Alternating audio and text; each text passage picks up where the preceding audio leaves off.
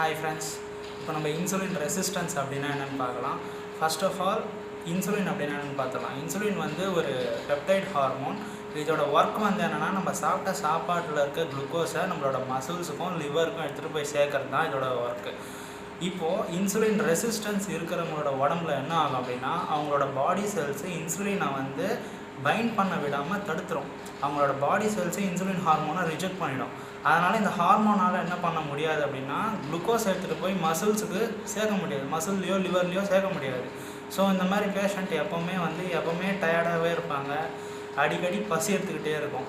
அதே மாதிரி இவங்க உடம்புல இருக்கிற குளுக்கோஸ் போய் சேராதனால, அதாவது மசில்ஸில் சேராதனால இது எல்லாமே ஃபேட்டாக கன்வெர்ட் ஆகிடும்.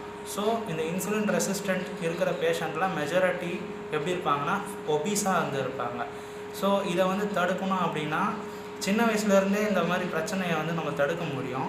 ஃபர்ஸ்ட் ஆஃப் ஆல் இது சின்ன வயசுலேருந்து தான் வந்து வரும், அதை வந்து கண்டுபிடிக்க மாட்டாங்க. ஒரு 30 வயசு ஆன பிறகு தான் வந்து கண்டுபிடிப்பாங்க. இன்சுலின் வந்து கம்மியாக சுரக்குதுன்ற விஷயத்தையும் 30 வயசு ஆன பிறகு தான் கண்டுபிடிக்க முடியும். சொல்லப்போனால் இது சின்ன வயசுலேருந்து அந்த பிரச்சனை இருக்கும் ஜெனட்டிக்காக. அதை வந்து எப்படி வந்து நம்மளோட உடம்பு டாலரேட் பண்ணியிருக்குது அப்படின்னா, ஒரு 30 வயசுக்குள்ளே நம்ம வந்து எடுத்துக்கலாங்களேன். 30 வயசுக்குள்ளே அந்த இன்சுலின் ரிசப்டார்ஸில் போய் பைண்ட் ஆக விடாமல் ஒரு வாட்டியும் அந்த பாடி செல்ஸ் தடுத்துட்டு தான் இருக்கும். அதுக்காக நம்மளோட உடம்பே வந்து அளவுக்கு அதிகமான இன்சுலினை வந்து செக்ரேட் பண்ணிடும்.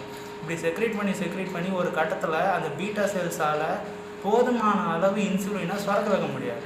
அதில் பொட்டன்ஷியல் ஃபுல்லாக லாஸ் ஆகிடும் ஒரு 30 வயசில். ஸோ 30 வயசுக்கு அப்புறமா, இது 30 வயசுன்னு மட்டும் இல்லை, 25 வயசாக கூட இருக்கலாம், 20 வயசாக கூட இருக்கலாம். ஒரு கட்டத்தில் அதுக்கப்புறமா அதோட இன்சுலினை செக்ரேட் பண்ண முடியாது. அப்போ இந்த மாதிரி கண்டிஷனில் தான் வந்து டைப் 2 டயபெட்டிக் மெலிட்டஸ் வரதுக்கான ஒரு மெயினான ரீசனே இந்த இன்சுலின் ரெசிஸ்டன்ஸ் தான். ஸோ இதை வந்து நம்ம ப்ரிவென்ட் பண்ணோம் அப்படின்னா, நம்ம சின்ன வயசுலேருந்தே லோ கிளைசமிக் இண்டெக்ஸ் இருக்கிற ஃபுட்டாக வந்து சாப்பிட்ணும், high protein and high fibre இருக்கிற ஃபுட்டாக வந்து நம்ம வந்து சாப்பிட்ணும், ரெகுலர் எக்ஸசைஸ் பண்ணணும். ஸோ இது வந்து ஜெனட்டிக்காக வரதுனால இதை ஸ்டாப் பண்ணுறது கஷ்டம்தான். ஆனாலும் நம்மளால் வந்து இதை ரிவர்ஸ் பண்ண முடியும். எப்படின்னா, நம்மளோட lifestyle changes and food ஹேபிட்லாம் வந்து சேஞ்ச் பண்ணால் இந்த டைப் 2 டயபெட்டிக் மெலிட்டஸ், அதாவது insulin resistant mediated type 2 diabetic மெலிட்டஸை நம்மளால் கம்ப்ளீட்டாக வந்து ரிவர்ஸ் பண்ண முடியும். தேங்க்யூ ஃபார் வாட்சிங்.